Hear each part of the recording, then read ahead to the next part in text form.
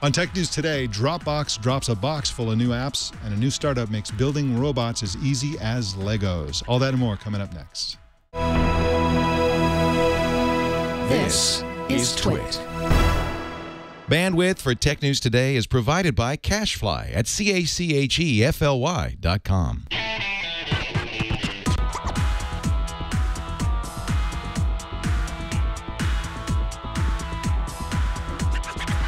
This is Tech News Today for Thursday, April 10th, 2014. This episode is brought to you by Squarespace, the all-in-one platform that makes it fast and easy to create your own professional website or online portfolio. For a free 2-week trial and 10% off, go to squarespace.com and use the offer code TNT. Welcome to Tech News Today. I'm Mike Elgin. I'm Jason Howell. Tech News Today explores the big stories of the day in conversation with some of the world's best journalists.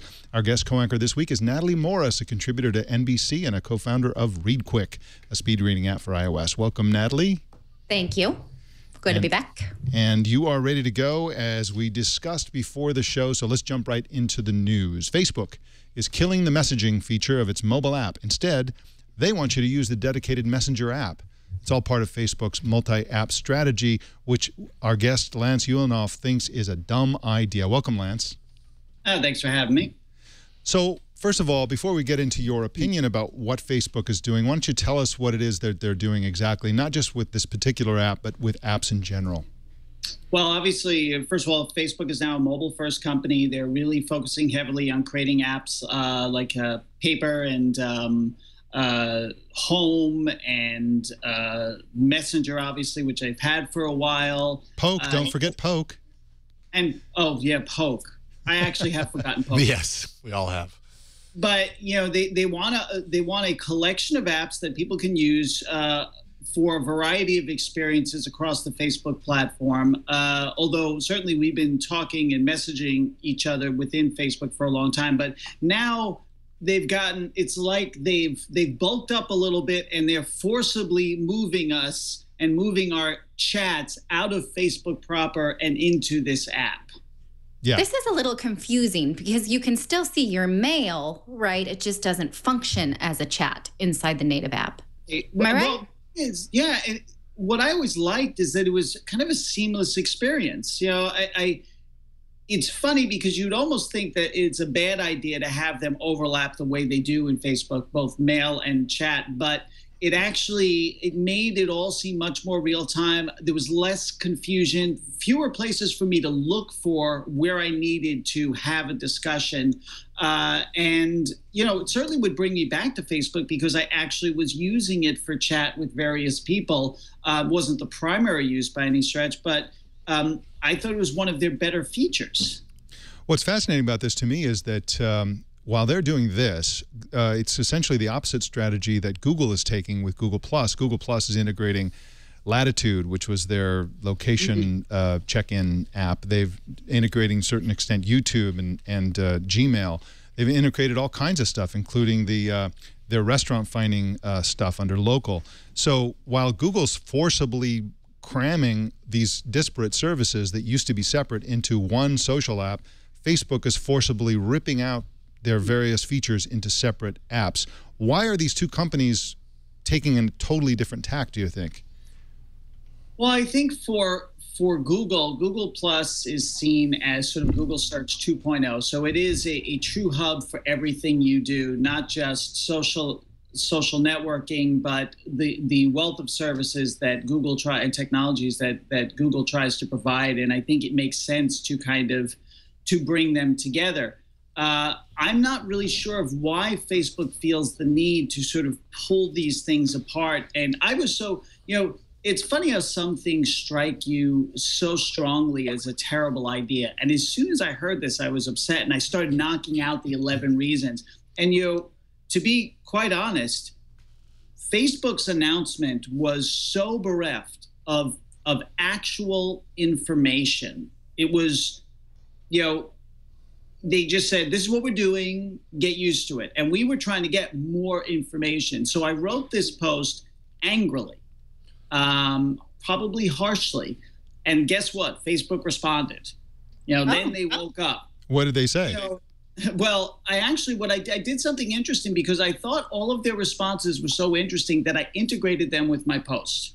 So you can read what I said and then their responses. And each time they answered, they in no way undercut my argument, but they simply stated, this is what we're doing.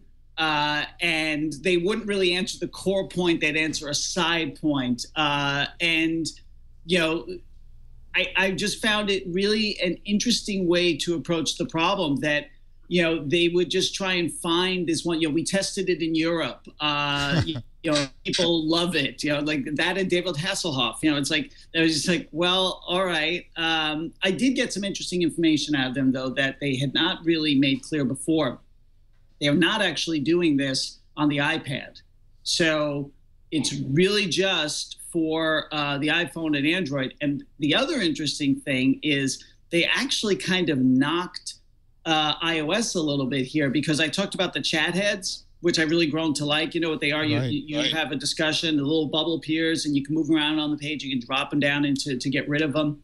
And so they are able to, oddly enough, keep those in Android because they can be anywhere across the platform, but they can't do so in iOS. They actually have to, you know, pulling it out means that you don't get chat heads in Facebook mobile anymore. You only get it in Messenger, which I thought was really interesting. Now, I had mentioned that Google Plus is going in the opposite direction, cramming everything into a single app. 8-Bit Steve in the chat room pointed out that, in fact, Google has all kinds of disparate apps. They have a Gmail app. They have a Hangouts app. But what they're not doing is forcing that functionality out of the core app. So they give them both to you. So I guess that's really the difference between the Facebook and the Google Plus strategies. But it's a good point to be made. Now, you complained about the Messenger app itself as an app, and you said that you don't like it at all. And I'm curious what your beef is with that app. It seems to work fine for me. I mean, I think it works fine. It's just I don't see it as compelling enough to be a separate environment. It's not like I can do all that much with it that's special. I think people go to a standalone chat app because they get something a level above pure discussion. Like, for example, if you're in Snapchat, you're really marking things up. If you're in the new Vine chat, you're creating 6-second videos that sort of make it a more engaging thing. Now, they said they are working on some new features. I believe Selfie Compose was one of them, which could make it a more interesting environment. But to me, it just doesn't seem strong enough for a standalone app when the real action is happening within Facebook. But to be fair to them, yeah, there are a lot of people who have downloaded it and liked it. But you'll notice that as soon as you do download Messenger, even now, Messenger within Facebook no longer functions. You basically have two distinct environments. So I think that's a particular kind of user that's going for that. And it's interesting to think about what this actually does to the Facebook experience, because if you're going to deconstruct personal communication from the Facebook experience, then it's just a magazine. It's like a Flipboard now, right? Or it just feels that way. Yeah, I mean, you can have your comments and those kind of are an engagement, but they're asynchronous.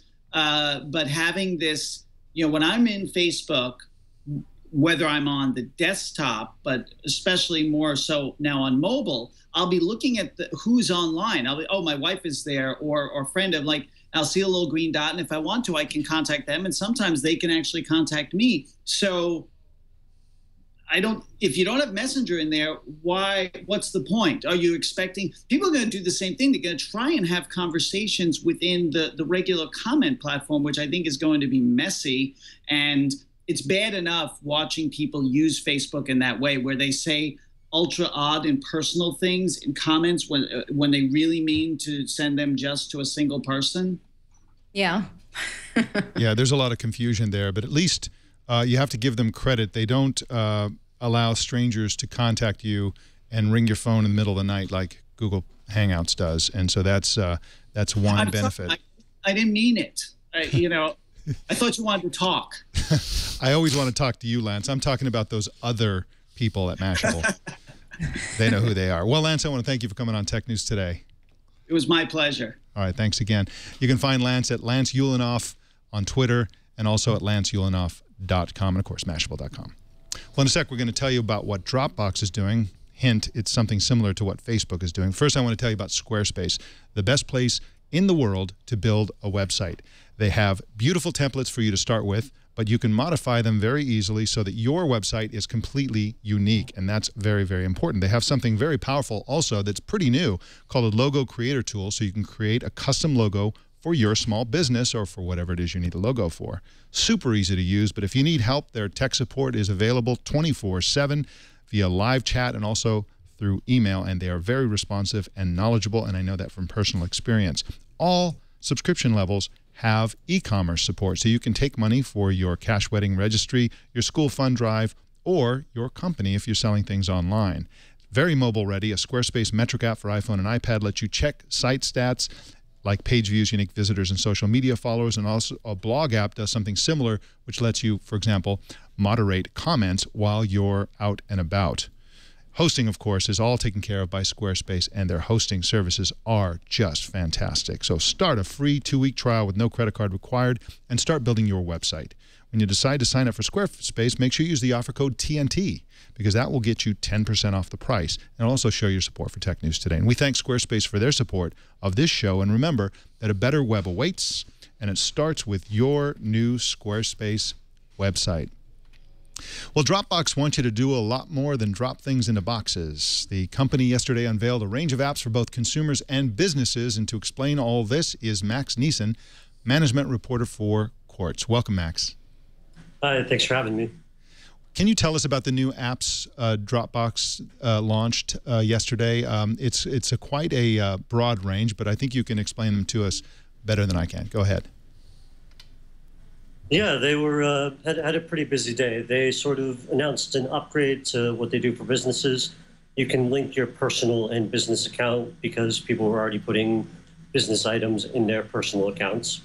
And then they also announced an expansion of the Mailbox app, which is a popular iPhone email app that they bought last year.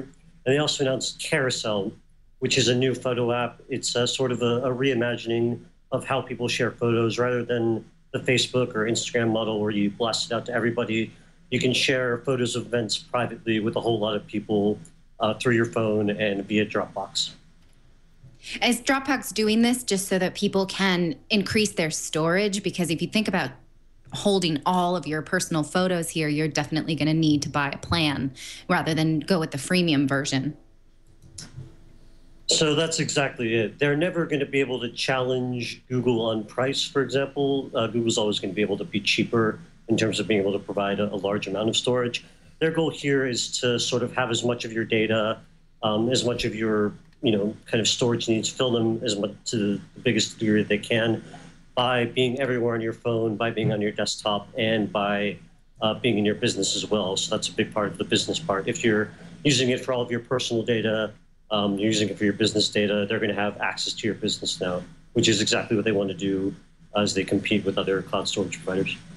Now, you can already put photos, plenty of people do, on Dropbox, but you hit sort of a pain point when it's not really pretty. You don't, the things that you want to do with your photos from just a Dropbox folder don't feel quite as, I don't know, photo experience is so much different than just regular old boring document sharing. So I looked around this app and I thought it was actually quite pretty. And I think that's pretty important when it comes to photo sharing and photo storage, don't you think?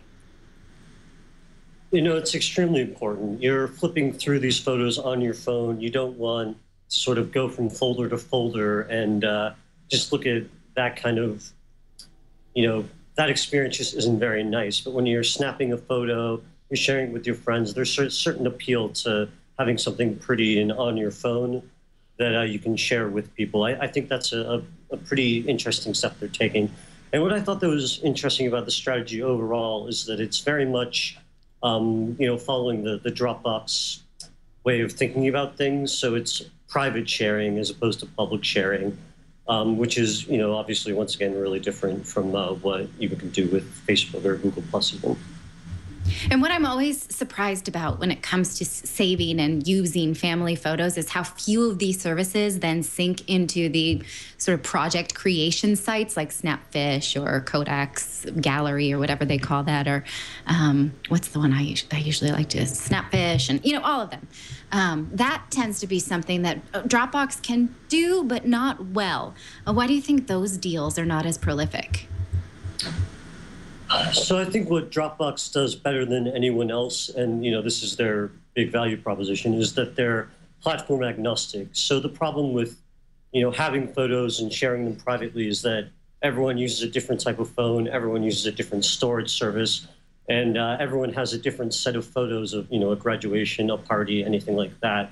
So the ability what Dropbox really wants to do here is put all of those in one place and make sort of a nice, beautiful interface where all the photos are there, everyone can comment on them, everyone can share them, and it's easy to pass them around with a limited group of people, especially when it's something, like a family event. You don't want the world to see it, but you do very much want to have like a nice, coherent album of them.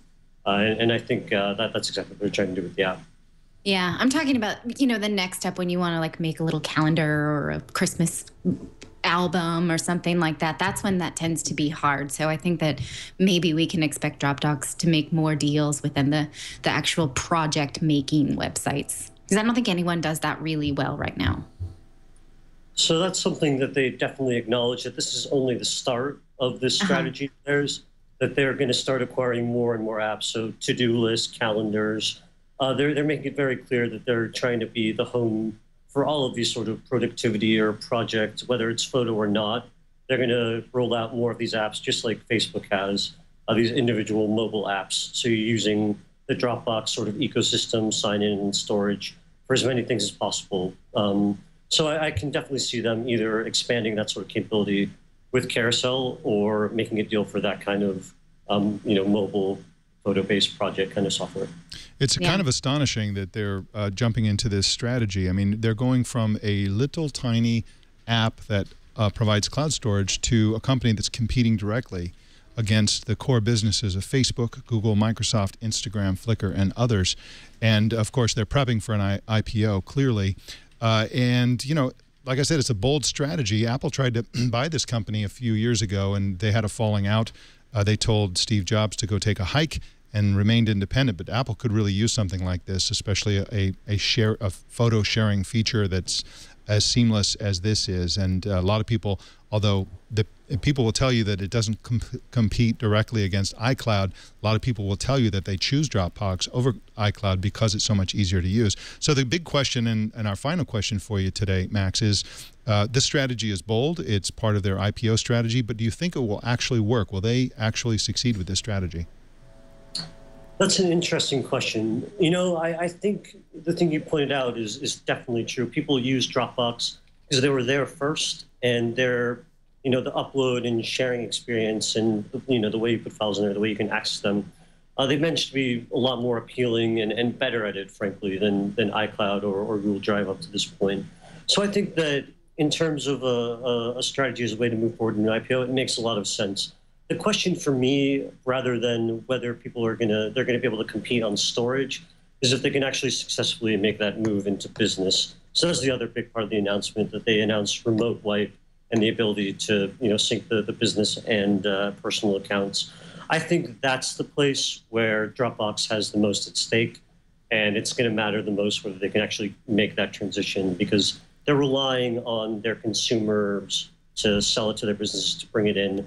Because all the businesses are wary, they don't have the sort of security that a competitor like Box has, or the sales force to pitch and maintain those relationships. So I'm pretty confident that they're going to be able to serve the consumers well. They've proven that they can. The question is whether that's going to actually be enough to get them the big business revenue stream. I think that is the question, Max, and I want to thank you for coming on and explaining your story, and hope to have you on again soon. Thanks a lot. All right, you can find Max at qz.com, that's the Quartz website, and also on Twitter at Max Nissen, that's MAXNISEN.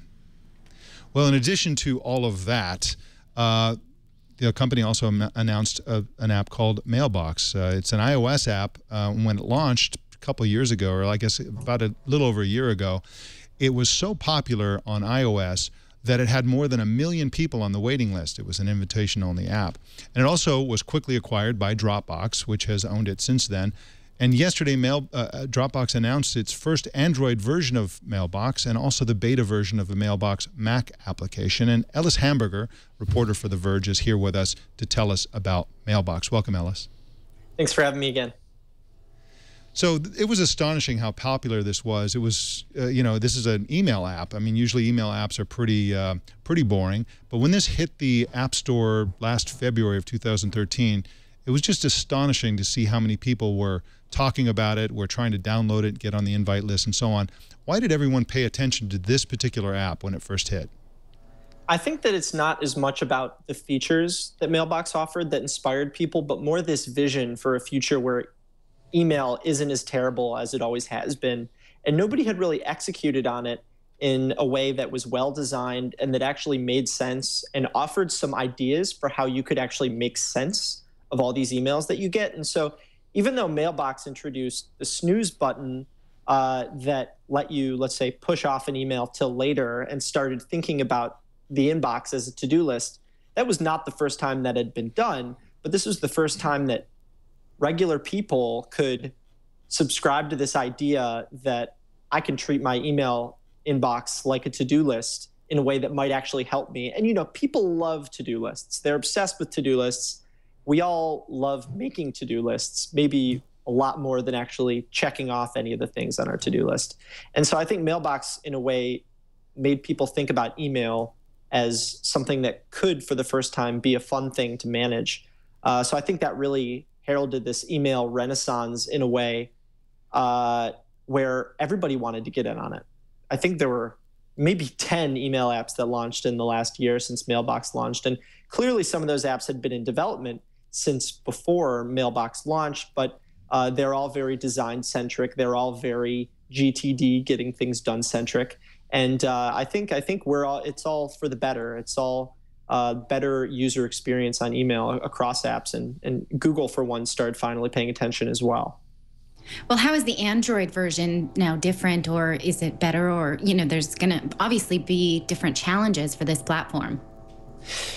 Yeah, there are different challenges. I think those challenges, based on my conversations with Mailbox, they didn't make it into my piece because the piece was long enough, and I didn't want to spend too long including some quotes about the various issues and pros and cons of building an Android app, since every company shares those same pros and cons for the most part. But the app is virtually identical to the iPhone counterpart. And I think that's a good thing in some ways and a bad thing in other ways, because they don't necessarily take advantage of the things that Mailbox offers. But one thing that is on Android first instead of iOS, which is kind of ironic, is their new auto swipe feature, which should be coming to iOS within the next week or so. But I think that that's the biggest new feature for Mailbox, setting aside the fact that it's on a new platform.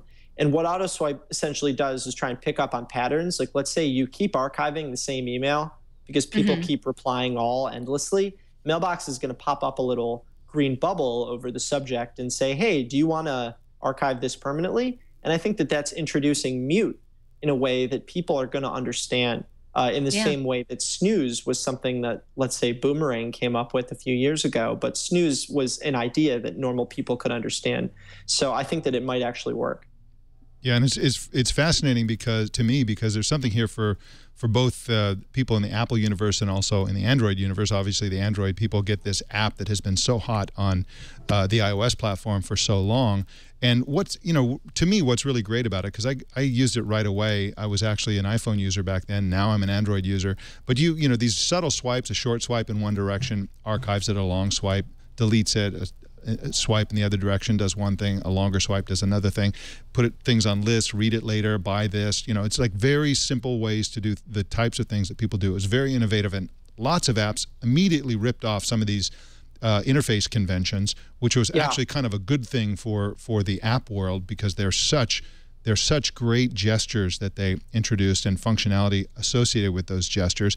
But the big problem for iPhone users who are also using Macs is that email is something you go back and forth between your mobile device and your desktop. So for the last 14 months, if you've been using the Mailbox app on your phone, you would sort of snooze something, and then it wouldn't come back in the same way on your desktop. So there was a problem with the fact that you were not using the same application from the same company on desktop and mobile. So will the Mac version, which is it now in beta or is it coming in beta?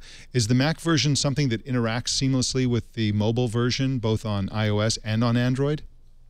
Yes, it is seamless, and I think it's seamless in a way that most IMAP email clients, in a sense that they can't provide, because these IMAP email clients are manually refreshing, or let's say if it's a mobile device, they're using push notifications to get email. And what I've heard from the Mailbox team is that when you swipe something on the desktop or on the mobile version, it's going to happen instantaneously on the computer, and that's not something you can really get from using Gmail Web or an app like Mail.app on Mac that might only refresh every minute. And that's really like, a very like nitpicky thing that might not matter to most people. But I think there is a big market for native apps. I mean, you could see for apps like Sparrow and Airmail. Gmail on the web works very, very well, but it's not the most pleasant looking experience. And it really doesn't feel like a part of your computer like a lot of Mac apps do. So I think people are going to really appreciate it. And to answer your first question, it is in beta. It's funny that they chose to launch it this way.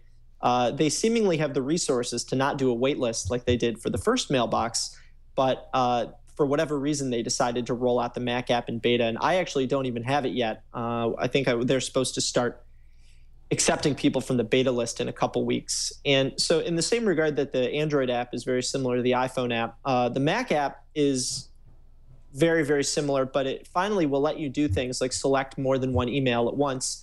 And like you were saying about not having feature parity between Mailbox on the mobile and and Gmail Web, I think this is going to be really important for people who are big Mailbox fans. I know that I didn't use Snooze nearly as much as maybe I would have had there been a desktop component. So what you're going to be able to see now on Mailbox for Mac is the same experience where you can snooze things to later using two-finger swipes, kind of like in Tweetbot that they've apparently manicured for a long time. And you're also going to be able to see your later list, which is really important. So the later list will say, here are the emails you put off until tomorrow. Here are the emails you put off until next week. Here are the emails you put off until someday. And I think having that feature parity is really important. And in some ways, I think after using the Mac app, people that are big Mailbox fans are going to wonder how they ever really lived without it. What's most interesting to me, though, about the Mac app is that they've created this suite of mail apps that, for all intents and purposes, does not exist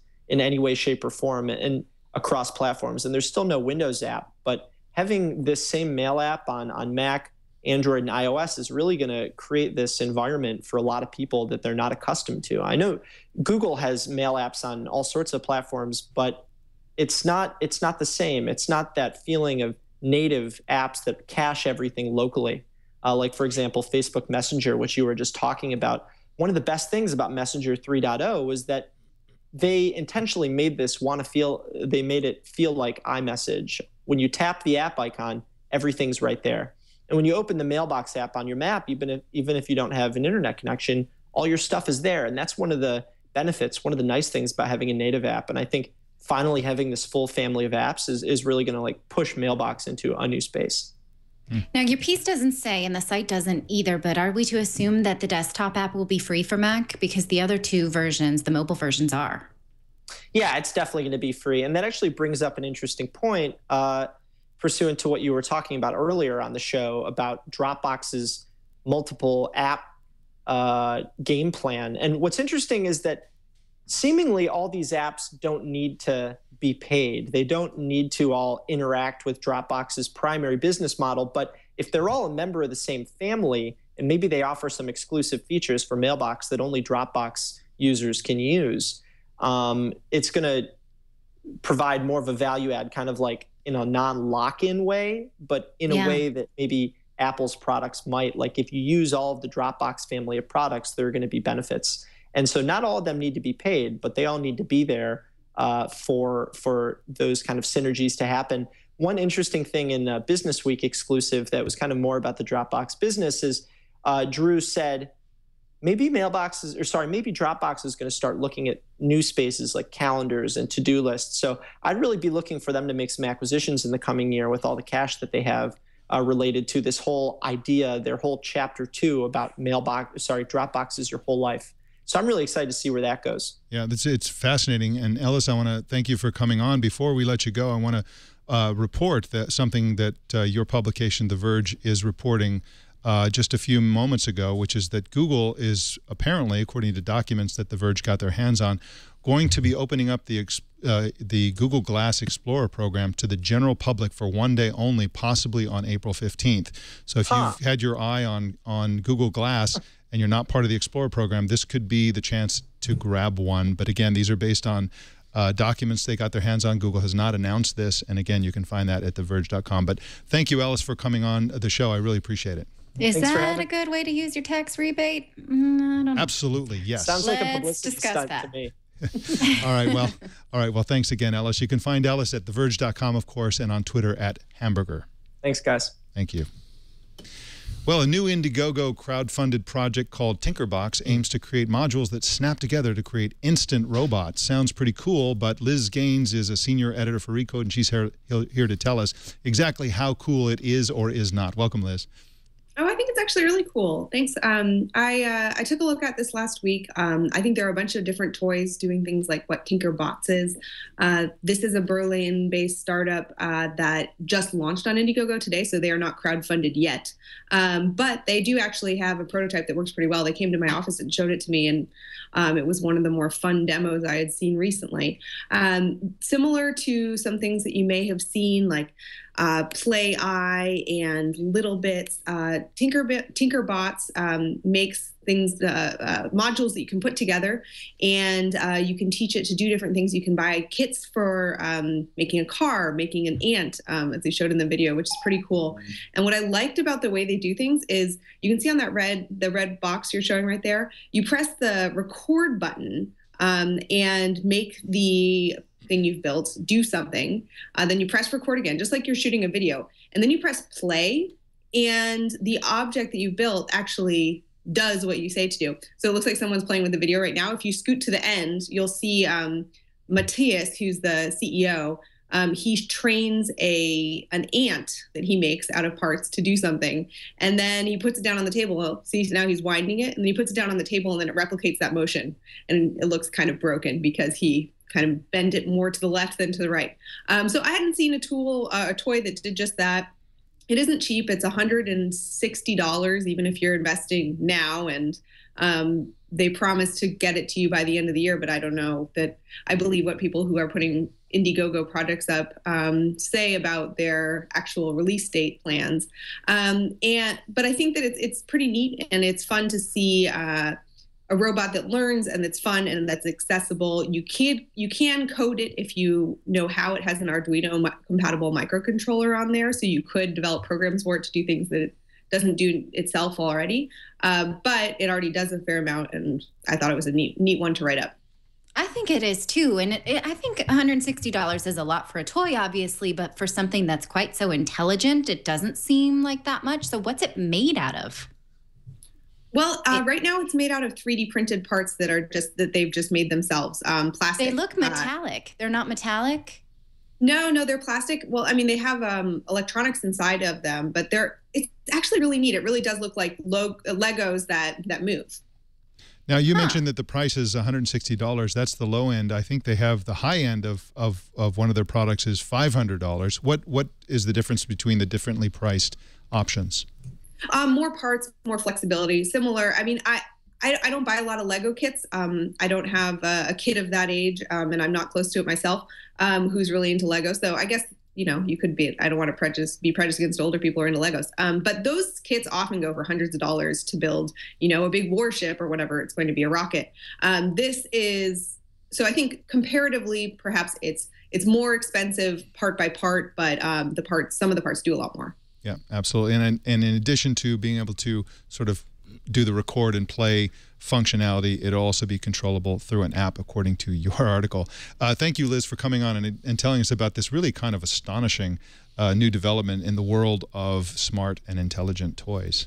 Yeah, I think it's fun to see innovation from coming all over the place, and being able to get an audience by putting up the campaign on Indiegogo or one of these other sites. Absolutely. Yeah, you said coming from all over too. the place. This one is coming from Berlin, by the way, which is where the company is based. Well, I want to thank you, Liz, for coming on again. And you can find Liz's work at recode.net, of course, and on Twitter at Liz Gaines. Her last name is spelled Gannes. Thanks. Well, Natalie, thank you for coming on as guest co-anchor today. This show went by very quickly. A lot of interesting developments in the world of technology, and I want those Tinkerbots. I want them. Doesn't that look great? My kids will go crazy for those. Yeah. Remember the Pleo? I mean, I think we paid just as much for that. That was like $200, right, for the dinosaur that just let you pet it. Right. Didn't even let you. It was stupid. It didn't even let you teach it anything. Exactly. And if anybody thinks that this is only going to be played with by the Tinkerbots are only going to be played with by children, you don't understand the Twit audience, for example. I think a lot of adults are going to really get into this. And again, it's an open system. You can buy a bunch of different parts and combine them in creative ways. So we really don't know what's going to be possible with this until all the makers and creative geniuses get their hands on this. And I hope it succeeds, and I hope they ship this year, because I'm Can't you imagine like pranking your spouse, teaching it to do some little creepy move and then put it under the sheets and leave the room? It's awesome. It's not just a kid's toy. That's a family toy. See, now you spoiled it. My spouse watches this show, and now she's going to now she'll know. This. That's right. Well, again, there's that robotic hand. That's right. That darn robot. Anyway, thank you, Natalie, once again, and you'll be on again tomorrow because you're here all week. So we look forward to having you on again tomorrow. I'll see you tomorrow, everyone. All right, wonderful. Thanks, Nat. You can subscribe to Tech News Today at twit.tv/TNT, and I recommend that you do so. You can also subscribe to us on YouTube at youtube.com/technewstoday. And please follow us on Twitter, Tech News Today TV. You can also send us an email at tnt@twit.tv or leave us a voicemail by calling 260-TNT-SHOW. And please don't miss our evening newscast, Tech News Tonight, at 4 p.m. Pacific tonight and every weeknight. My name is Mike Elgin. Thanks for tuning in, and we'll see you tomorrow.